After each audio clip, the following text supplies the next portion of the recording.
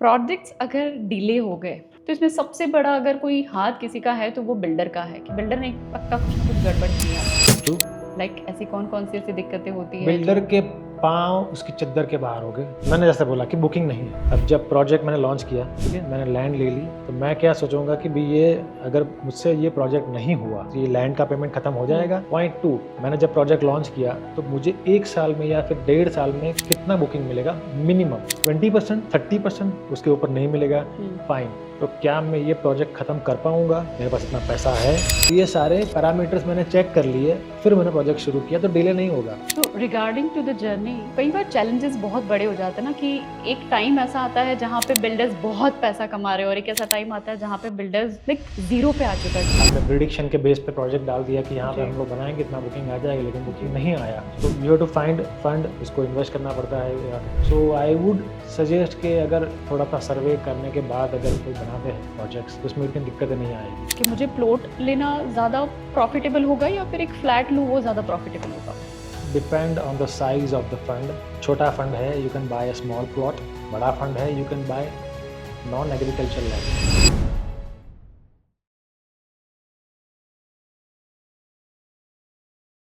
Hello everyone, welcome back to the Hina जीन podcast. कई बार आपके दिमाग में भी ऐसे सवाल होते होंगे ना कि अगर आज की डेट में हमारे पास बहुत बड़ा इन्वेस्टमेंट है तो हम कहाँ इन्वेस्ट करें? क्या हमें रियल एस्टेट में इन्वेस्ट करना चाहिए?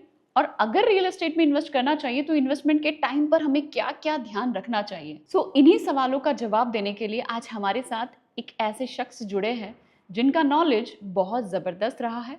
अपना पूरा जर्नी जो आज हमसे शेयर करने वाले हैं, जो कि एक रियल एस्टेट डेवलपर है और famous Instagram creator. Please welcome mister Neeraj Viradiya. Hello sir, hi, how are you? Always good. Sir, जैसा कि मैंने बहुत बार आपके बारे में सुना और आपको भी बहुत सुना है रील्स में, इंस्टाग्राम पर बहुत से लोग जो आपकी वीडियोस को रीपोस्ट भी करते हैं। जो रीशेयरिंग चल रही होती है, राइट, उसके रिगार्डिंग हम लोगों ने आपकी ये फेम के बारे में बहुत सुना है और आपके जो नॉलेज है आज, आप जो नॉलेज दे पा रहे हैं आज इंस्टाग्राम पर, राइट, जो आपकी रील्स के अंदर हम लोग देख पा रहे हैं, दैट इज़ रियली ग्रेट जो आप काम कर रहे हैं, जो भी अभी।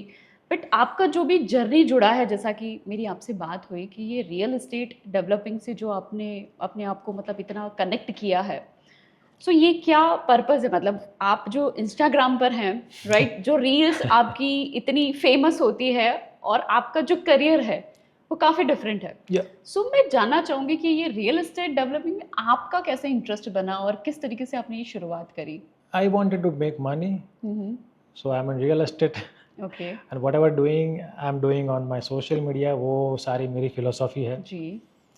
यस, मेरा प्राइमरी चॉइस रियल एस्टेट नहीं था। I started with IT, I think 25 years ago, 1999, as I told you earlier. I started with a cyber cafe. Okay. मैं तब 19 साल का था, second year of college. I started my first business. तब कुछ अलग आइडियाज़ थे कि ये एक स्टार्ट करेंगे, फिर इसको बड़ा करेंगे, एक्सपांड करेंगे, लेकिन कर लो दुनिया मुट्ठी में, मोबाइल इंटरनेट इतना फास्ट आ गया, दैट वाज अनएक्सपेक्टेड। जी। And I am not the first generation in real estate. I'm a second generation. My father started it, okay. and very early stage we joined him, me and my brother. So business अच्छा था. Like we started with this. पापा को करते हुए देखा था, हमने join किया, and we have different philosophy compare to other developers. सबकी अलग अलग फिलोसॉफी होती है. We have philosophy, we want to walk, we don't want to run. दौड़ना नहीं है, चलना है. So we always keep doing one time one project. And before real estate development we are into land. You can say land banking.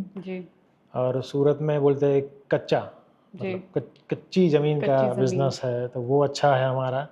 So we keep expanding the land banking, and we keep doing one time one project to keep ourselves occupied, and we always make sure कि जो building बना रहे हैं वो masterpiece बने, अच्छा बने. So we always make sure कि कुछ अलग हो, कुछ अच्छा हो. And जब आपको बेचने की जल्दी नहीं होती, तो बिल्डिंग बनता भी अच्छा है और उसकी प्राइसिंग भी अच्छी आती है। Okay, so regarding to the journey, कभी कुछ तो ऐसी चैलेंजेस आई होगी, क्योंकि मैंने भी देखा है बहुत सारे बिल्डर्स, इनफैक्ट हमारे घर में ही बिल्डर्स हैं।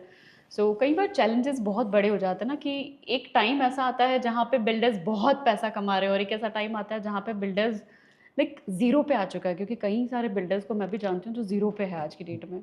सो ये क्या होता है, मतलब ऐसे कौन से चैलेंजेस आते हैं उनकी लाइफ में? बहुत सारी चैलेंज है, जी। मतलब एक अभी 2 लाइन पढ़ी थी हम्म। कि मैंने खुद को वहाँ सँभाल लिया है जहाँ खुद को लोग लटका देते हैं। अच्छा। I am just joking. जी। तो ऐसी इतनी बुरी हालत नहीं हुई थी कभी भी, but yes, demonetisation and Covid, ये मतलब बहुत ही बड़ी चैलेंज थी, जी। ऐसा आपने यस देखा होगा। Yes. I don't need to explain you कि भी कैसे हम लोग बाहर सबकी थी, एग्जैक्टली। तो ऐसी चैलेंज आती है। और सबसे बड़ी चैलेंज जो हर डेवलपर को आती है वो होती है फाइनेंस की, बिकॉज कंस्ट्रक्शन के लिए यू नीड फंड। अगर बुकिंग है बहुत अच्छा, then there is no problem, अगर बुकिंग नहीं है तो you have to find fund. Yes. और इंडिया के अंदर आप देखते हैं कि lowest interest of rate is like 10% for developer, जी। And maximum go up to 14-15 whatever. True true. तो ये जो रेट ऑफ इंटरेस्ट है इतना हैवी, वो अफोर्डेबल नहीं है आज के मार्केट के लिए। Okay. So that is the big challenge. दूसरी चैलेंज आती है, जैसे मैंने कहा, बुकिंग नहीं है। आपने प्रिडिक्शन के बेस पे प्रोजेक्ट डाल दिया कि यहाँ पे जी। हम लोग बनाएंगे इतना बुकिंग आ जाएगा, लेकिन बुकिंग जी। नहीं आया, जी। तो you have to find fund, उसको इन्वेस्ट करना पड़ता है, you have to no develop the entire project. बना दिया, अब बन गया है तो फिर you will get a BUC, वो ले लिया। ट्रू। BUC लेने के बाद जो चैलेंज आएगी वो होती है आपका कॉर्पोरेशन का टैक्स शुरू हो जाएगा, आपका मेंटेनेंस शुरू हो जाएगा। जी। तो that is a big challenge, मतलब वो पैसा कमाने के लिए जो कुछ बना रहे हैं वो पैसा खा रही है प्रॉपर्टी। बिल्कुल। सो आई वुड सजेस्ट कि अगर थोड़ा सा सर्वे करने के बाद अगर कोई बनाते हैं प्रोजेक्ट्स, जी। तो उसमें इतनी दिक्कतें नहीं आएगी। तो मेनली कौन से प्रोजेक्ट्स में दिक्कत आती है, लाइक कॉमर्शियल प्रोजेक्ट्स होने चाहिए? किसी भी इंसान को अगर बिल्डर लाइन में घुसना है, अगर एंटर करना है, तो उस टाइम पे वो क्या डिसाइड करे कि रेजिडेंशियल या फिर कॉमर्शियल? रेसिडेंशियल प्रोजेक्ट में जब तक मेरा मानना है, जी। मोस्टली बुकिंग आ जाता है if it is in certain category. Okay. फिर आपने कुछ ज़्यादा ही अल्ट्रा लग्जरियस बना दिया हाँ। And time is not in your favour, तो फिर वो आप बुकिंग नहीं आएगा। बट जो इको सेगमेंट जो है, सेमी लग्जरियस सेगमेंट जी। है, उस सेगमेंट में आज तक मैंने कभी नहीं देखा कोई बिल्डिंग खाली पड़ा हो। रही बात कमर्शियल की, then you have to look at the road, what kind of road it is. आपके नंबर्स आपको बहुत अच्छे लग रहे हैं और आपने कमर्शियल बिल्डिंग बना दिया, तो फिर वो सुसाइड रहेगा आपके कौन लिए। से नंबर्स, मतलब क्या टाइप के नंबर्स? नॉर्मली होता है कि प्रॉफिट मार्जिन जो होता जी। है वो कमर्शियल प्रोजेक्ट्स में ज़्यादा होता है, ठीक है, और रेजिडेंशियल में थोड़ा सा कम। जी। Now if you compare construction cost depend on the design, जी। रेजिडेंशियल थोड़ा सा महंगा रहता है, कमर्शियल थोड़ा सा, but depend on the design. अगर Yes. आपका फसाड जो है, एलिवेशन जो बोलते हैं, वो बहुत ही सुपर लग्जरियस है, तो फिर खर्चा वही रहेगा। दूसरा कि एक ऑफिस की जो पर स्क्वायर फीट कॉस्ट होती है, वो ऑब्वियसली एक फ्लैट या रेसिडेंस से ज़्यादा रहेगी। जी। तो नॉर्मली डेवलपर ये सोचते हैं कि अगर ये यहाँ मैं फ्लैट बनाऊंगा तो ये 5,000 में जाएगा, अगर मैं ऑफिस बनाता हूँ तो ये 6 में जाएगी, 1,000 ज़्यादा मिलेगा मुझे। तो वो होती है लालच, जी। वहाँ लोग फंस जाते हैं। क्योंकि ओवरऑल आप नंबर कैलकुलेट करते हैं तो कमर्शियल प्रोजेक्ट का जो बड़ा नंबर दिखता है आपको कि यहाँ प्रॉफिट मार्जिन बहुत ज़्यादा है, लेकिन एज आई सेड, कौन सा एरिया है, कौन सा रोड है, बुकिंग नहीं मिला, you are dead. True. So you mean to say कि अगर कोई रेजिडेंशियल एरिया है तो वहाँ पर आपको एक रेजिडेंशियल प्रोजेक्ट के बारे में ही सोचना चाहिए। Yes. वहाँ पे बीच में अगर आप कॉमर्शियल के बारे में सोचेंगे तो आज बहुत सारे ऐसे कॉमर्शियल प्रोजेक्ट्स जो पड़े हैं जिनके अंदर अभी भी वो लोग माइनस में तो चल रहे हैं। If we talk about Surat city, जी। ठीक है, सूरत में कॉर्पोरेट कल्चर नहीं है। If you will make a commercial building, a corporate tower Yes. With lots of offices, Ahmedabad में बनाएंगे, वहाँ पे ऑफिस का बुकिंग आ जाएगा। Yes. सूरत में वो कल्चर नहीं है। यहाँ पे ग्राउंड फ्लोर, फर्स्ट फ्लोर का बुकिंग आपको मिलता है अच्छे से, उसके बाद जो ऊपर पड़ा हुआ है उसको आपको कंप्लीटली रेडी करके उसका व्यूज लेके उसके बाद आपको बुकिंग मिलता है, तो that is the problem. Okay. और रेजिडेंशियल में होता ये है कि आप जैसे जैसे बनाते जाओगे आपको बुकिंग मिलता जाएगा। Once you finish your project, you know, after finishing like 6 month 1 year में आपका डायरी क्लोज हो जाएगा। वो कमर्शियल में नहीं होता है। Okay. And there are lots of commercial in Surat city which are suffering without booking, without tenants. Okay. खंडर बन गए, खाली पड़े पड़े, कोई True. मालिक नहीं है उसका। True true true. अब एक छोटा सा सवाल, मैं बचपन से देखते आ रही हूँ बिकॉज हम लोग मारवाड़ी जीन फैमिलीज, तो हमारे मारवाड़ी में मेरे दादा भी मुझे बोलते थे बहुत बार कि अगर ज़्यादा पैसा पड़ा हो और अगर लाइफ में कभी तुमने बहुत ज़्यादा पैसा कमाया हो तो तुम प्रॉपर्टी पे इन्वेस्ट करना। तो मुझे उस टाइम पे, तो अभी हमारे गांव में, हम लोग राजस्थान से हैं, तो अभी हमारे गांव में तो प्रॉपर्टी मतलब ज़मीन, लैंड। तो ज़मीन खरीद लो, है ना, खेत खरीद लिया, ज़मीन खरीद लिया। अगर हम अब सिटी में रह रहे हैं तो अब मैं कैसे कैलकुलेट करूँ कि मुझे प्लॉट लेना ज़्यादा प्रॉफिटेबल होगा या फिर एक फ्लैट लूँ वो ज़्यादा प्रॉफिटेबल होगा? Depend on the size of the fund. छोटा फंड है, you can buy a small plot. बड़ा फंड है, you can buy non agriculture land. Okay, that is also plot.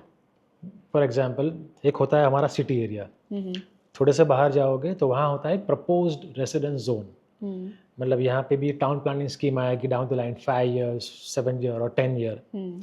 उस पॉकेट में आप लैंड सिलेक्शन करके उसको नॉन एग्रीकल्चर करवा के आप खरीद सकते हो। You are not a farmer in Gujarat, ठीक है, तो आप बोलोगे भी खेती की ज़मीन तो हम लोग नहीं ले सकते, fine, you can buy a farm which is non agriculture. एक छोटा प्रोसेस होता है, ओके। वो करवा लीजिए, नॉन एग्रीकल्चर हो गया। You can bye on your name और ऑन योर कंपनीज नेम। ये हो गया छोटे बड़े फंड की बात। दूसरा होता है ready properties like rental, commercial buildings है अच्छे से जो नए हैं। यू कैन बाय शोरूम और ऑफिस जो किसी कॉर्पोरेट ने लीज पे लिया हुआ है। Okay. You invest in that property, from the day one you will start getting rent, जो आपकी इनकम शुरू हो जाएगी। जी। और जैसे जैसे इनकम बढ़ेगी, मतलब तो इंक्रीमेंट होता है रेंट में, जी। जैसे जैसे वो इंक्रीमेंट रहेगा वैसे वैसे आपकी प्रॉपर्टी की कॉस्ट भी बढ़ेगी। तो आप 2 साइड से कमा रहे हो, एक तो आपका रिकरिंग आ रहा है विच यू कैन स्पेंड, ठीक है, और प्रॉपर्टी की वैल्यू बढ़ रही है, जब भी आप बेचोगे वो तो मुनाफा आपका रहेगा। तो दैट इज अनदर ऑप्शन। तो यू कैन सिलेक्ट, छोटा है बड़ा है, रिकरिंग चाहिए।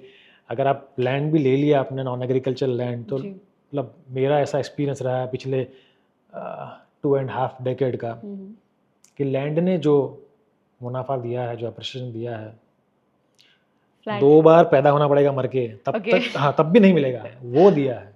Because land is not in production, जो है वही रहेगी, और सबको रहना शहर में है जी।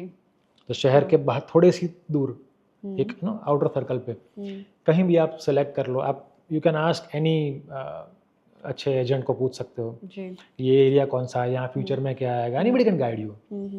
वैसे बहुत सारे एरिया है वहाँ पे, आप एक ले लो लैंड, रख दो और लॉक कर दो।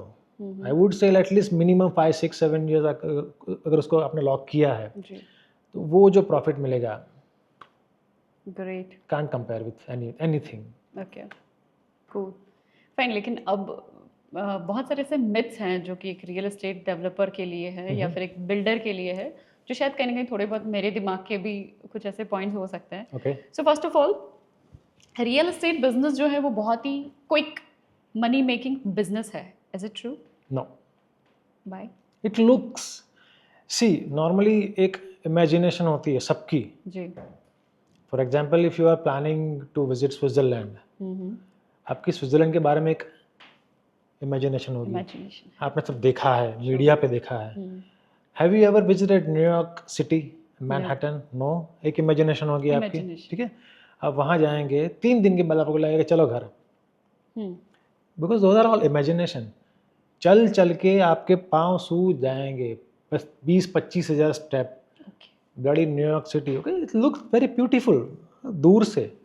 जस्ट लाइक दैट, आपने जितने भी डेवलपर को देखा है मीडिया में, ये लंबी सी गाड़ी होगी, टाई बाई सूट पहन के घूम रहा होगा, अच्छी सी स्कॉच पी रहा होगा, private, this are all imagination, it's not like that. Yes, पैसा अच्छा मिल रहा है, लेकिन आप रिस्क तो देखो, कितने करोड़ इन्वेस्ट किए, कितने करोड़ का कंस्ट्रक्शन किया, कितने करोड़ की ज़मीन है, तब वो मुनाफा मिला है। इट्स नॉट ना कि एक ने 1 रुपया फेंका और 10 लाख आए। जी। तो ये सारी इमेजिनेशन है जो इस बिजनेस में है। उसको पूछिए, वो बोलेगा कि नहीं यार, लोहे के चने हैं।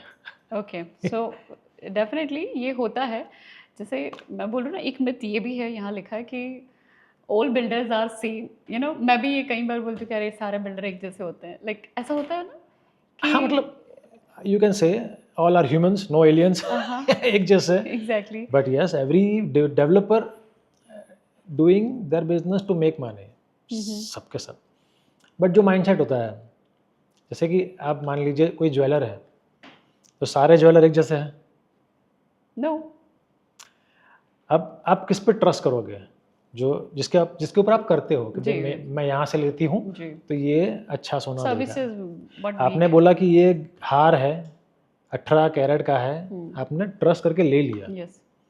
फिर उसको जब पिघलोगे तब 18 कैरेट निकलेगा। अब जो अच्छा ज्वेलर नहीं होता वो क्या करेगा, वो कर देगा उसको 17 या फिर 16। वो आपको मालूम पड़ेगा 3-4 साल बाद। रियल एस्टेट डेवलपमेंट जो बिल्डर्स है उसमें भी वही क्वालिटी आपको देखने को मिलेगी। Okay. If I am telling you कि ये अच्छा बिल्डिंग मैंने बनाया है तो अच्छा ही रहेगा, और वो आपको वो उस बिल्डिंग में आने के बाद 3-4 साल बाद मालूम पड़ेगा यहाँ ये क्वालिटी अच्छी है या फिर नहीं अच्छी है। ओके, सेम थिंग, कैसा माइंडसेट है।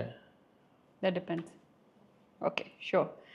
And next myth that is, projects अगर डिले हो गए, मतलब आपने वादा किया है कि 3 साल में बन जाएगा कोई कॉमर्शियल या फिर कोई भी रेजिडेंशियल प्रोजेक्ट, 3 साल में बन जाएगा और उसको लग गए 5 साल, तो इसमें सबसे बड़ा अगर कोई हाथ किसी का है तो वो बिल्डर का है, कि बिल्डर ने पक्का कुछ ना कुछ गड़बड़ किया है। Is it true? True. Like ऐसी कौन कौन सी ऐसी दिक्कतें होती है बिल्डर जो? के पाँव उसकी चद्दर के बाहर हो गए। जी। मैंने जैसे बोला कि बुकिंग नहीं है, ठीक है। अब जब प्रोजेक्ट मैंने लॉन्च किया, ठीक है, मैंने लैंड ले ली। अगर लैंड मेरी नहीं है, मैं लैंड मैंने खरीदी है, जी। पॉइंट 1। तो मैं क्या सोचूंगा कि भाई ये अगर मुझसे ये प्रोजेक्ट नहीं हुआ तो ये लैंड का पेमेंट खत्म हो जाएगा, पॉइंट 1। पॉइंट 2, मैंने जब प्रोजेक्ट लॉन्च किया तो मुझे 1 साल में या फिर 1.5 साल में कितना बुकिंग मिलेगा मिनिमम? ओके। 20%, 30%, उसके ऊपर नहीं मिलेगा, फाइन। तो क्या मैं ये प्रोजेक्ट ख़त्म कर पाऊँगा? मेरे पास इतना पैसा है, मेरे साथ में मेरी बैंक खड़ी है, लोन है, ओडी सीसी कुछ भी है, अगर कुछ नहीं हुआ तो कोई ऐसा कोई बंदा है जो मुझे हेल्प करेगा। तो ये सारे पैरामीटर्स मैंने चेक कर लिए, फिर मैंने प्रोजेक्ट शुरू किया, तो डिले नहीं होगा। बिकॉज जो कॉन्ट्रैक्टर होता है उसको तो ख़त्म करना होता है। जी। नॉर्मली सारे प्रोजेक्ट्स कैसे होते हैं, एक कॉन्ट्रैक्टर डेवलपर जो होता है कॉन्ट्रैक्टर को बोलेगा तू भाई बना दे इसको, तो कॉन्ट्रैक्टर तो उसको तो फुल स्विंग में काम करेगा। आप जैसे ही स्लैब खत्म करो, ये पैसा खत्म किया, पैसा मटेरियल वालों को मिल गया, तो फंडिंग होगा, तो प्रोजेक्ट डिले नहीं होगा, सिंपल। यस। तो नॉर्मली ये होता है, वहाँ भी वो इमेजिनेशन होती है कि भाई हम लोग प्रोजेक्ट लॉन्च करेंगे, हमको इतना बुकिंग यहाँ मिल जाएगा, इतना यहाँ मिल जाएगा, हम खत्म कर लेंगे। वो होता नहीं है कि आपकी इमेजिनेशन के हिसाब से वो रियलिटी थोड़ी चलेगी। तो वहाँ मार खा जाते बिल्डर। अब वो पैसा जोड़ नहीं पाता है, कहीं से मिलता नहीं है और अटक जाता है प्रोजेक्ट। ओके, सो फंडिंग पे डिपेंड करता है कि आप प्रोजेक्ट्स को कंप्लीट कर पाएंगे टाइम पे या नहीं। Okay, fine. नेक्स्ट मिथ जो है हमारा वो है कि developers make huge profit on every project. Not every project. कुछ प्रोजेक्ट में बहुत कम मुनाफा होता है, कुछ प्रोजेक्ट्स ऐसे होते हैं जिसमें builder make, I am not using that huge word, a good profit. Okay. वो ह्यूज वाला ज़माना गया, इट वॉज लाइक डेकेड अगो। था एक टाइम कि जहाँ पे 5 years ago आई थिंक, उस टाइम पे भी काफी अच्छा था। डिमोनेटाइजेशन, बिफोर डिमोनेटाइजेशन, डिमोनेटाइजेशन से पहले एक अलग मार्केट था, एक अलग इकोनॉमी थी, मतलब I am talking pan India. Demonetisation के बाद एक अलग माहौल बना, उसके बाद बहुत सारी चीज़ें चेंज हो गई। तो पहले एक माहौल था, पैसा बहुत फास्ट घूमता था, अब वो माहौल नहीं है। Okay, fine. इस टाइम में अगर मैं बोलूँ तो लाइक इंडिया के बहुत कम सिटी होंगे जहाँ पे बिल्डर को बहुत ही अच्छा रीजनेबली गुड मार्जिन मिल रहा होगा पर स्क्वायर फीट। बाकी इतना मार्जिन नहीं है जितना हमारी इमेजिनेशन में है। Okay, nice. ठीक है, कोई प्रोजेक्ट में, हर एक प्रोजेक्ट में प्रॉफिट्स जो नहीं मिलते हैं, कुछ तो ऐसे प्रोजेक्ट्स होते हैं जिसमें प्रॉफिट्स बहुत कम है और कुछ में जो बहुत अच्छे तो नहीं बोल रहे आप, लेकिन थोड़ा सा नॉर्मल आप फॉर एग्जाम्पल अभी गेट द आपने प्रॉफिट। कोविड में जो टाइम था, हाँ। तो उस वक्त पे मतलब जो बुकिंग करवाने के लिए आए उन्होंने भी बहुत अच्छा नेगोशिएट किया, हाँ। टाइम वीक था, और उस वक्त काफ़ी बिल्डर ने ऐसा भी किया कि भाई चलो एक काम करो, मुनाफा छोड़ो, दे दो मिनिमम मार्जिन पे, यस। मतलब नो मार्जिन पे आप उसको फ्लैट निकाल दो, तो वो जो हमारा कैपिटल है वो बाहर आ जाएगा। तो एग्जैक्टली। वैसे प्रोजेक्ट में लोगों को छोड़ना भी पड़ा, लेकिन ना प्रॉपर्टी बिक गई, लोगों को मिल गया घर, होता है कभी कभी। आपके साथ ऐसा कोई केस बना है जिसमें कोरोना नहीं, टाइम पे ऐसा कोई जो प्रोजेक्ट रन कर रहा हो कोरोना में उसे? मेरा प्रोजेक्ट चल रहा था, हाँ। लेकिन जैसे मैंने कहा मेरे मेरे पैर मेरी चद्दर में है, ओके। तो आई वॉज नॉट वरीड। मुझे मालूम था कि ये जैसे ही वेव ख़त्म होगा, कुछ चीज़ें होती है जो हम लोग प्रिडिक्ट कर पाते हैं, ठीक है, कैसी भी कितनी भी बुरी सिचुएशन है वो हमेशा नहीं रहने वाली है, it will take like few weeks few month. तो at that time I was very much aware about कि ये ख़त्म हो जाएगा, let us focus on the construction. अब मेरा कंस्ट्रक्शन चल रहा था, तो हम लोगों ने परमिशन ले ली कि भाई मेरे लेबर्स है वहीं पे रहते हैं, वो बाहर नहीं जाते, उनको दे दीजिए काम करने की permission, and they keep doing their work. मेरा कॉन्ट्रैक्टर भी वहीं था, काम चल रहे थे सारा, और प्रोजेक्ट ख़त्म हो गया। ओके। इससे दो चीज़ें हुई, जो जो कुछ बुकिंग आया हुआ था उन्होंने, मतलब वो भी आते हैं देखने के लिए काम चल रहा है कि नहीं चल रहा है, बिल्डर क्या कर रहा है, तो काम चलते हुए देखा तो एक मेरी इमेज अच्छी हुई कि यार बिल्डर अच्छा है जी। मतलब केपेबल है। दूसरा, जैसे ही ये कोरोना का टाइम गया, उसके बाद काफ़ी लोगों ने अपने घर अपग्रेड किए, जो 2 रूम में थे वो 3 में गए, ठीक है, जिनके मतलब छोटे घर थे बड़े किए कि यार एक्स्ट्रा रूम चाहिए काफी अपना हुआ है। क्वारंटाइन के लिए। तो ये वाली जो भी उन्होंने जो फेस किया था, उसके बाद बालकनी वाले घर बहुत बिके, तो एक अच्छा माहौल था, लोगों के पास पैसे तो थे ही, तो प्रॉपर्टी काफ़ी अच्छी बिकी। ओके। तो after covid like in few months मेरा पूरा प्रोजेक्ट सोल्ड आउट हो गया, we are out after corona. Wow, that's great. And the last myth जो कि मैं भी सोचती हूँ कि डेवलपर्स को, यानी कि ये बिल्डर्स को खरीद लिए, यानी कि जो बायर्स हैं हमारे, जिन लोगों ने हमसे प्रोजेक्ट ले लिया है, उसके बाद उनसे कोई लेना देना नहीं। So is it true? हाँ, कुछ डेवलपर है ऐसे ओके। कि भाई पूरा प्रोजेक्ट ख़त्म नहीं किया है, ठीक है, कुछ काम बाकी रह गए तो इसको छोड़ दिया, फिर वो जो भी उनके जो क्लाइंट है वो फिर वो धक्के खाते रहे, ऐसा इतना ख़त्म कर दीजिए होता रहा। और कुछ डेवलपर होते हैं कि भाई ख़त्म होने के बाद भी साथ में रहते हैं, और कुछ डेवलपर ऐसा भी होते हैं जिनका एक्सपीरियंस रहा है कि प्रोजेक्ट ख़त्म हो गया, हैंडओवर कर दिया, 3 साल 4 साल तक उसको मेंटेन भी किया, उसके बाद भी सोसाइटी वालों ने केस कर दिया कि आपकी क्वालिटी अच्छी नहीं है, और इसके बाद भी बिल्डर ने रिपेयरिंग करके दिया। ऐसे भी डेवलपर्स हैं। ओके। एक आपके सामने बैठा है। अच्छा, आपने ऐसा किया है? Okay, fine. वो तो प्रॉपर्टी, वो कहते हैं ना प्यार की तरह है, जितना भी दो कम ही पड़ेगा, तो आप कितनी भी अच्छी क्वालिटी दो, नहीं ये अभी ठीक नहीं है, आपने ये भी नहीं दिया, वो नहीं दिया, तो वो होता है, ये आप चीज जितना सब पैम्पर जगह पर करेंगे है। तो वो प्यार मांगते ही रहेंगे। सब तो आई जगह हैव पर है। फेल्ट, एक मैंने ऐसा छोटा सा प्रॉब्लम फेस किया है। It's not our fault, but still मैंने बोला ठीक है चलो भाई, नाराज है तो उनको खुश कर दो। Okay, fine. So this is the thing. अब लास्ट एक मैसेज जो मैं चाहती हूँ कि हमारे जो बायर्स हैं, जो लोग ये इन्वेस्टमेंट करते हैं प्रॉपर्टीज़ के अंदर, जो प्रोजेक्ट्स लेते हैं, खरीदते हैं, तो ऐसे कुछ बायर्स के लिए अगर आपको एक मैसेज जो आप देना चाहें। मैसेज नहीं देना चाहूँगा, ओके। बट एक बात बताना चाहूँगा कि there R G. 2 different types of buyers, yes. ठीक है। एक होते हैं जिनको सस्ता चाहिए, हाँ। उनको सस्ता दो, उनको मतलब my personal experience 30 minute 45 minute तक मैंने पूरा प्रेजेंटेशन दिया है, मैंने समझाया है ये प्रोजेक्ट में क्या खूबी है, वहाँ पे मतलब दूसरी जगह पे क्या खामियां आएगी, सब कुछ समझाने के बाद नहीं वो सब ठीक है, लेकिन आप प्राइस में वो इतने में दे रहा है, आप इतने में दो, मतलब वो अलग है, ये अलग है। तो अब मैं किसी को एक्सप्लेन नहीं करता हूँ, I have a team, they explain it. और एक होते हैं genuine buyer, smart buyer, they want a good property, सब कुछ देखते हैं। ओके। उनके साथ काम करने में बहुत मज़ा आता है। तो किसी को कुछ समझाने की ज़रूरत नहीं है, इट्स लाइक कॉमन सेंस की बात है। जी। जो लालच होगी वो तो रहेगी रहेगी, और जो नॉर्मल बिना लालच वाला आदमी है वो ऐसा ही रहेगा। आप Okay. उसको कुछ भी दो, ये सस्ता है ले ले, वो नहीं लेगा, वो सस्ते लेने वाला वही लेंगे। सो मोरल ऑफ द स्टोरी ये है कि आपको प्रॉपर्टी में इन्वेस्टमेंट करना है। इन्वेस्टमेंट क्यों करना है, ठीक है, आप प्रॉपर्टी इन्वेस्टमेंट क्यों करते हैं कि जब भी ज़रूरत पड़े Yes. उसको बेच सके, पैसा है। Profit. तो पहला पॉइंट ये है कि प्रॉपर्टी जब बेचना चाहो तब बिकनी चाहिए, ऐसी होनी चाहिए। Yes.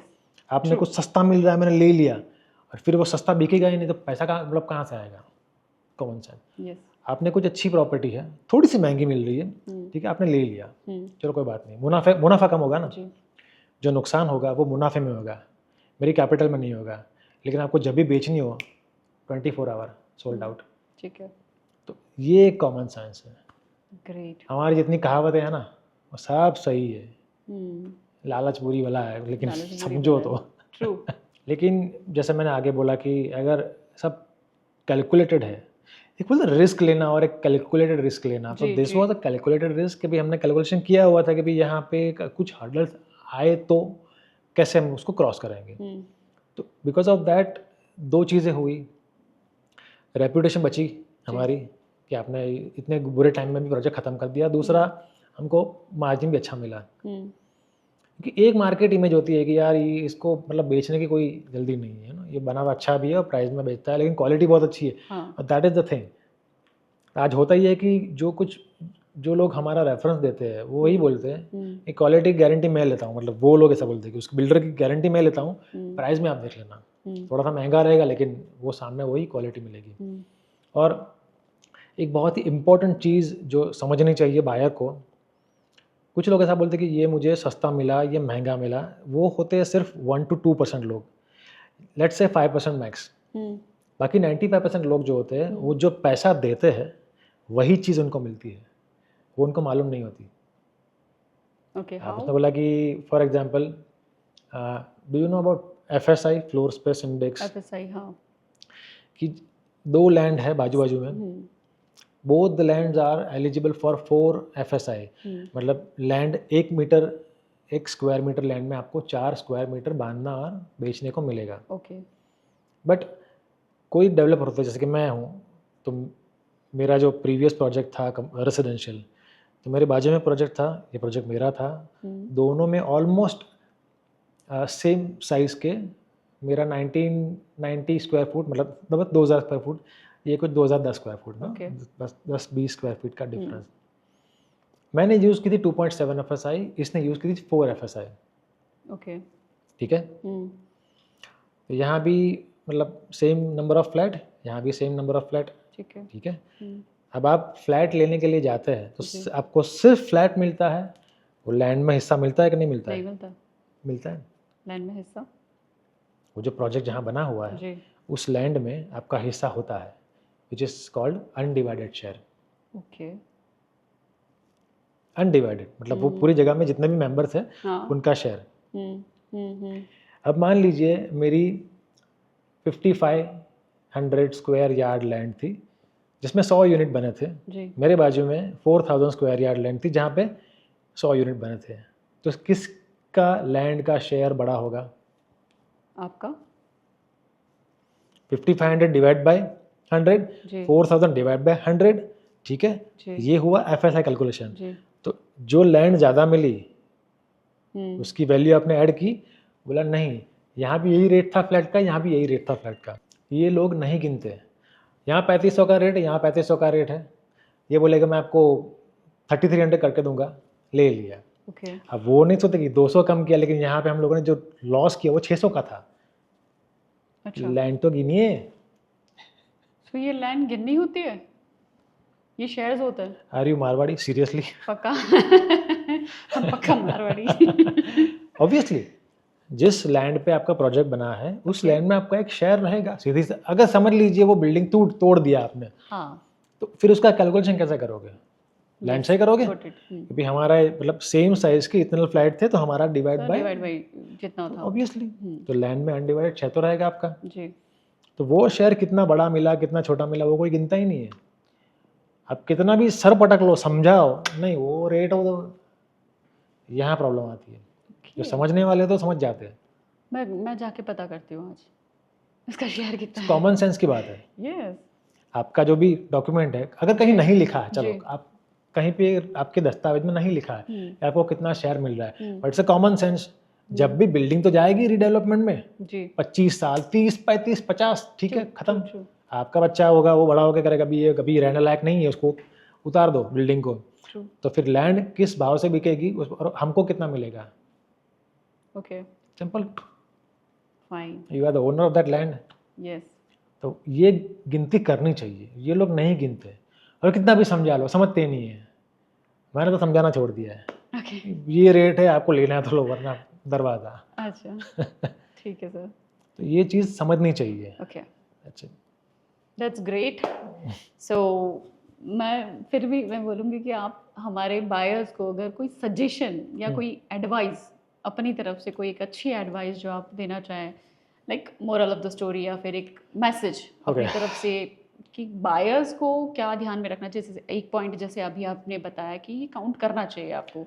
सिंपल थिंग कि अगर रहने के लिए घर लेना है तो किसी भी अच्छे डेवलपर से लो, जितने भी नॉन डेवलपर से, जितने भी नॉन डेवलपर सूरत के हैं, आप किसी भी एरिया में जाओ, किसी को जी। पूछ लो, मालूम पड़ जाएगा ये डेवलपर अच्छा है, आप वहाँ से लीजिए। तो क्वालिटी भी अच्छी आएगी और रेट भी अच्छा रहेगा, और वो बिल्डर खड़ा रहेगा कुछ हुआ तो। जी। दूसरा, इन्वेस्टमेंट करना है, ठीक है, तो किसी अच्छे कंसल्टेंट से पूछ लीजिए कि मेरे पास इतना पैसा है, मैं कहाँ इन्वेस्ट करूँ। जैसे मैंने आपको बोला कि छोटी अमाउंट है तो प्लॉट ले लीजिए, बड़ी अमाउंट तो आपको ऑप्शन है, जी। ठीक है। और दूसरा, कमर्शियल प्रॉपर्टीज़, वहाँ भी लोग मतलब वो देखते हैं कि भाई कितने की प्रॉपर्टी हो, कितना रेंट मिल रहा है। It is not like, rent को मत देखिए, प्रॉपर्टी को देखिए। प्रॉपर्टी की एक वैल्यू अप्रिसिएशन होगी। तो अच्छे बिल्डिंग में, अच्छी लोकेशन पे जो बिल्डिंग बनते हैं वहाँ पे लीजिए। मतलब समझ लीजिए आपने कोई किसी गली के अंदर घुस गए, कमर्शियल बना हुआ है, सस्ता मिल रहा है, ले लो, रेंट भी अच्छा है, फंस गए। ट्रू। वो एक कहावत है कि मुफ्त की चीज़ कहाँ मिलेगी? चूहे पकड़ने के पिंजरे में। आप अंदर घुसे, यू आर डन। और फिर वो पैसा बाहर नहीं आएगा, और जब बाहर आएगा तो आपकी कैपिटल टूट चुकी होगी। आपने समझ लीजिए 10 करोड़ लगा दिए, जी। आपको 6 साल बाद आपको 12 करोड़ मिले, तो घाटा ही हुआ ना, डेफिनेटली। सीधी यार, बैंक में बढ़ जाएगा, डबल हो जाएगा। तो ये चीज़ होती है, और वैसे बहुत सारे लोगों के साथ हुई है। लेकिन वो जब तक चांटा पड़ता नहीं तब लोग समझते नहीं है। हम लोग समझाते हैं हम लोग कि भैया मेरे पास ऐसे 100 एग्जाम्पल्स है कि ये लोग डूब चुके हैं, आप जी। देखिए। जी। लेकिन वो लालच जो होती है ना, वो पट्टी बांध देती है आंखों पे। ओके। तो डेफिनेटली कहने का मतलब ये है कि भाई सस्ते की आड़ में मत जाओ। बहुत बार सस्ते में आप वही वाली चीज़ है कि आप वो उस पिंजरे में घुस रहे हो जो आपको पता भी नहीं है कि आप चारों तरफ से फंस जाओगे, और उसके बाद आपको मिलेगा जो प्रॉफिट के नाम पे आप सोच रहे हो वो आपको मिलने तो वाला हमारे कुछ है गुजराती नहीं। में कहावत है ना कि सस्तू सरवाले मंगू। हम्म। आपने अभी सस्ता लिया, लेकिन उसका फिर वो, हाँ, हाँ। वो बाद में आपको बहुत तो महंगा फील थोड़े से करेगा। अवेयर होके, अच्छे जी। 2-3 लोगों से पूछ के, कंसल्ट करके, उसके बाद डिसीजन लीजिए। क्योंकि एक पॉइंट। पैसा हाँ। पैसा कमाना, मान लीजिए 10 करोड़ कमाना इतना डिफिकल्ट है, और 10 करोड़ फंस जाना 1 सेकंड की बात एक है। Second. True. So one more thing, आपके इस कन्वर्सेशन में मुझे एक चीज़ छोटी समझ में आई। आपने बोला एक अच्छे डेवलपर से लेना चाहिए। अब ये डेफिनेशन क्या है? बिकॉज बाहर मार्केट में क्या कि डेवलपर्स तो सारे अच्छे ही होते हैं, नहीं, ऐसा सब नहीं लोगों है। से बहुत आप अच्छा रिलेशन डेवलप करके अगर बैठे हैं। काफ़ी सारे अच्छे ब्रोकर्स हैं। क्या क्या पैरामीटर्स होने चाहिए अच्छे डेवलपर के? अच्छे डेवलपर की मतलब ऐसा है कि फॉर एग्जांपल अभी अपना यहाँ का एरिया है, हमारा हाँ। है, यस। तो अगर मैं सजेस्ट करूँगा कि आपको रेजिडेंशियल लेना है तो एक श्रीपद ग्रुप करके है, आपको you know okay. That, okay. उनके बहुत सारे नंबर ऑफ प्रोजेक्ट्स हैं, तो एक ग्रुप की रेपुटेशन होती है, जी। वो मालूम पड़ जाती है। ओके। वैसे तो बहुत सारे हैं, एंड नंबर ऑफ डेवलपर्स है ना, इधर उधर काफ़ी सारे ग्रुप्स हैं, तो those are unknown, we don't know them. अंदर जाके मालूम पड़ेगा कि हाँ ये भाई भी है, मतलब फिर पहचानते हैं, लेकिन ग्रुप नाम देख के हम लोग नहीं बोल सकते। फिर आपको कमर्शियल लेना है तो अपने रोड पे को एक यूनिवर्सल ग्रुप है, जिनके बहुत सारे एक ही रोड पे प्रोजेक्ट आ रहे हैं, तो हमारी भी 1-2 लैंड में उनके प्रोजेक्ट आ रहे हैं, तो दोज आर नोन डेवलपर्स, इनके मल्टीपल प्रोजेक्ट्स होते हैं एक ही नाम से, ओके। एक ब्रांड नेम होता है, तो दोज आर गुड डेवलपर्स, क्योंकि उनकी ब्रांड नेम के हिसाब से उनकी एक रेपुटेशन होती है, और वो लोग बिगाड़ना नहीं चाहते। अब यहाँ तक पहुँचे हैं, इतना ब्रांड नेम बना है, 1 डेकेड, 2 डेकेड, 3 डेकेड में, तो फिर उसको आँच नहीं आनी चाहिए। ट्रू। तो ये एक अच्छे डेवलपर की डेफिनेशन है। यस। दूसरा होता है कि अगर आप थोड़ा सा सर्वे करोगे तो आपको मालूम पड़ जाएगा। ओके। सो मेनली मुझे तो जहाँ तक आपकी कन्वर्सेशन जितना मुझे समझ में आया कि एक अच्छा डेवलपर वो भी हो सकता है जो एक तो टाइम पे अपने प्रोजेक्ट्स को कंप्लीट कर ले, ठीक है, और वेल्दी रहे, मतलब पैसा है जेब में, मतलब ये नहीं कि खाली हो जाए। कैलकुलेटिव जो आपने बोला कि एक रिस्क जो ले रहा है वो रिस्क ऐसे ही आंखों पे पट्टी बांध करके रिस्क लेने वाली ज़्यादा चीज़। ऑप्टिमिस्टिक बनने की ज़रूरत नहीं है यहाँ पे कि भी यार इतना बुकिंग तो आ ही जाए, ऐसा नहीं होता। प्रैक्टिकल। वो कहानियों में होता है।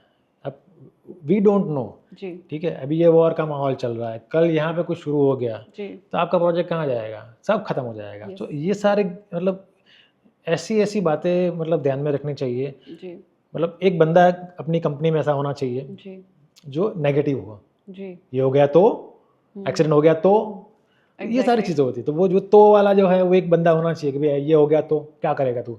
तो सारी तैयारी होनी चाहिए। ऐसा नहीं कि भाई किसी अच्छे मोटिवेशनल स्पीकर को सुन लिया चलो कर देते हैं। ये मेजोरिटी जो डूब गए वो यही कर रहे थे। इतना मोटिवेशन। इतना हाईली मोटिवेटेड होते हैं। और ये मोटिवेशन मतलब if you don't have that sense, it is something like you are motivating a balloon, गैस का बलून, उसको मालूम नहीं है कहाँ जाना है। If you are motivating a plane, उसको मालूम है मैं कहाँ जाऊँगा। तो ये सारी चीज़ें हो गई। जी motivation won't work without your calculation, your intelligence. जी। That's true, that's really nice sir. Sir एक छोटा सा मेरा पर्सनल सवाल था, अभी जैसे ये हमारे सूरत में इतनी बारिश हुई बहुत टाइम से, हर बार होती है ये बारिश, ऐसा नहीं है कि आज इस बार नहीं हुई है बारिश, बहुत सारी इंचेस गिर रहे हैं। बट ये अभी जैसे हम लोगों ने देखा कि कुछ दुकानों में पानी भर गया अंदर के साइड, अब ये तो हर बार आ रहा है, हर बार बारिश हो रही है, हर बार पानी भर रहा है, तो ये लोग जानबूझ करके क्यों, मतलब वहाँ पे इतना करोड़ों का नुकसान हो गया, ये हो गया वो हो गया, मतलब ये इतना क्यों दिखा रहे हैं, मतलब ये मुझे ये बात समझ में नहीं आती कि कोई जानबूझ करके इतना नुकसान क्यों करेगा अपना। ये सबसे पहली बात तो लोगों की मेमोरी बहुत ही शॉर्ट है। जी जब नुकसान हुआ, जब पानी भरा, तब बहुत सारे चिल्ला चिल्ला के कंप्लेन की। जैसे ही सब नॉर्मल हुआ भूल गए कि हमारा एक एक्सपीरियंस ऐसा हुआ था, जी बैड एक्सपीरियंस। कुछ लोग हमारी कॉरपोरेशन को गाली दे रहे हैं कि आपका ये सिस्टम बराबर नहीं है, वो सिस्टम बराबर नहीं है। अब True. जब तक मैंने देखा है, सूरत म्यूनसिपल कॉरपोरेशन का जो स्ट्रॉन्ग लाइन सिस्टम है बहुत ही अच्छा है। लेकिन हर सिस्टम की एक लिमिट होती है कि भाई 2-3 इंच हुआ निकल, मतलब ड्रेन हो गया। अब 10 घंटे में 10 इंच 12 इंच, अब इतने में कहाँ ड्रेन होगा। मतलब ये तो कोई भगवान तो है नहीं, कोई ऑफिसर। वैसे मैंने देखे जो हमारी कॉर्पोरेशन में जितने भी इंजीनियर्स है, officers, they are really smart. लेकिन अब वो भगवान तो है नहीं कि भी मालूम पड़ जाएगा त्रिकाल ज्ञानी कि हाँ इतना होने वाला है। तो ये सारी तो प्रॉब्लम तो रहेगी। तो ये हमारी बार बार ये जो सड़कें टूट जाती है इतना काम चलने के बाद भी, मैंने तो हर बार मैं देख रही हूँ कि भाई सूरत में ही जितना काम चलता है उतना शायद किसी और सिटी में नहीं चलता नहीं है। नहीं, ये ऐसा नहीं है। वो आप you go to Ahmedabad, you go to Mumbai, exactly, but इतना नहीं होता सर। हमारे घर के बाहर का जो रोड है कम से कम 10 बार अभी तक खुद गया होगा, अभी पिछले कुछ 6 मंथ्स में। आई नो, लेकिन वो कुछ अच्छे काम के लिए काम हो रहा था। लेकिन जब भी हमें कुछ दर्द होता है ना, तो हमें अपना दर्द बहुत ज़्यादा लगता है। तो तुम नहीं समझोगी, मुझे बहुत सेम पेन तुम्हें भी है। एवरी सिटी इज लाइक पूरा का पूरा खोद चुका है। आप कहीं भी जाओ, डेवलपमेंट चल रहा है और ये प्रॉब्लम तो रहेगी। तो लेकिन यस, हमको हमारा प्रॉब्लम जरा बड़ा लगता है जी। तो सिस्टम अच्छी है। और दूसरा कि ये आपने जो बोला कि जो बेसमेंट में जो लोअर ग्राउंड पे जो बिजनेस करते हैं, अब ये तो उनकी चॉइस है। मालूम है कि साल में एक बार इतना नुकसान हो ही रहा है and they have to shift. लेकिन मैंने जैसा बोला, जब प्रॉब्लम आती है तब चिल्लाते हैं, गई तो भूल गए। ओके, आप सो ये ये जो कोई कंस्ट्रक्शन का कोई इशू नहीं है इसमें, राइट? तो बाकी लोग जो दिखाते हैं कि हमारा अब जो इतना करोड़ों का नुकसान हुआ है उसका जिम्मेदार कौन, तो वो बिल्डर्स को कोस रहे हैं कि बिल्डर्स ने प्रॉपरली कंस्ट्रक्ट नहीं किया, बस जो बिल्डिंग है वो उसकी वजह से पानी जो है उसका आउटिंग सोर्स कहीं पे था नहीं, तो उसकी वजह से बहुत ज़्यादा हम लोगों को पानी का वो प्रॉब्लम नॉर्मली एक झेलना ऐसा होता पड़ा। है कि हर बिल्डिंग में जहाँ पे लोअर बेसमेंट है, जहाँ ऐसी पॉसिबिलिटीज है जहाँ पानी आ, हर बिल्डिंग में तो एक वो पंप होता है जी कि वो ट्रेंच से पानी वो गड्ढे में जाएगा, पंप निकाल देगा। लेकिन उस पंप की भी एक कैपेसिटी है कि घंटे का, मतलब समझ लीजिए कि मैंने जैसे बोला कि 10 घंटे में 10 इंच, अब इतनी सारी बारिश आ गई, पूरा रोड भर गया, पूरा पानी एक साथ अंदर आ गया, तो वो निकाला कितने स्पीड से निकालेगा जी। उसकी भी एक कैपेसिटी है। अब वो सारी डिटेल कैलकुलेशन कोई नहीं करता। This is act of God अब केस करना है तो भगवान पे करो, मंदिर में जाके समन्स दे आओ। वही सेम बात हो गई। ये सारी इलेक्ट्रिसिटी से चीज़ें, इशू बहुत है सारी तो ऐसी चीज़ें हैं नहीं। जो नॉर्मली कैलकुलेट नहीं होती है, बिकॉज जी। ये एक्सट्रीम सिचुएशन है। हम्म। एक ही बार हुआ पूरी सीजन में True, आज तक, एक true. दिन ऐसा था कि पैनिक हो गए थे, जी। होता है। तो ये लोगों को ज़्यादा ध्यान रखना चाहिए कि अगर सिचुएशन आने वाली, पता है कि भाई हर बार पानी भरता ही है हमारे यहाँ, तो उसका एक्सपीरियंस से पहले सीखना से चाहिए कि अब यहाँ नहीं प्रिपेयर्ड रहना रहे। है। Thank you so much sir हमारे साथ जुड़े रहने के लिए। Thank you. और अगर आगे हम बिल्कुल जानना चाहेंगे आपकी और आगे की जर्नी के बारे में, और जिस तरीके से आपने अपना फेम बनाया है गुजरात के अंदर, राइट, और गुजराती बोल करके जो आप लोगों के दिलों को जीत रहे हैं आजकल, तो हम ज़रूर जानना चाहेंगे उसके बारे में और भी आगे। Thank you sure, so much sir. Thank you.